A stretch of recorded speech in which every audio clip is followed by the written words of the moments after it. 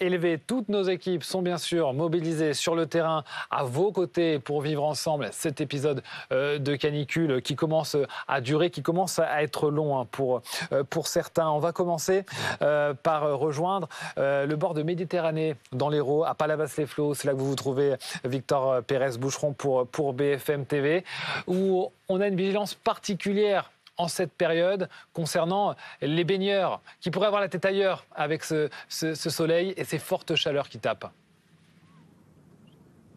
Oui, très beau jeu de mots, effectivement. Douche de soleil ici à Palavas-les-Flots, 31 degrés, mais bien plus en ressenti. Et vous l'avez dit, beaucoup de monde sur cette plage, sur les images de Dorine Jarnias, justement.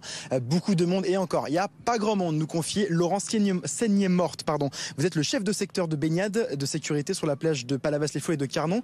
Laurent, expliquez-nous, la canicule ne provoque pas de baignade, ne provoque pas de noyade, bien qu'elle en ait provoqué au mois de juin. Oui, exactement.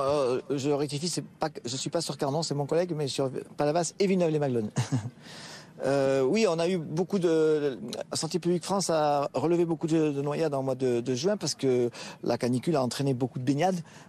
Donc les gens vont se baigner un petit peu n'importe où dans des plans d'eau non surveillés.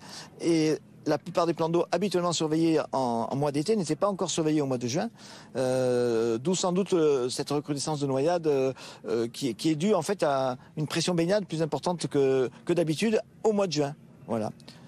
Vous, Laurent, c'est quoi votre message de prévention aujourd'hui?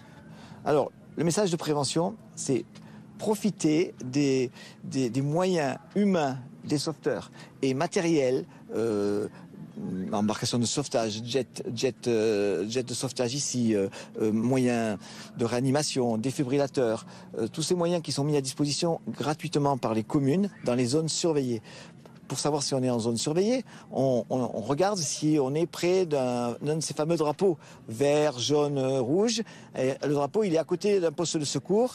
Et quand le drapeau est hissé, ça veut dire que les sauveteurs sont là et qu'ils sécurisent une zone de baignade qui est délimitée par des fanions rouges et jaunes. Donc renseignez-vous quand vous arrivez.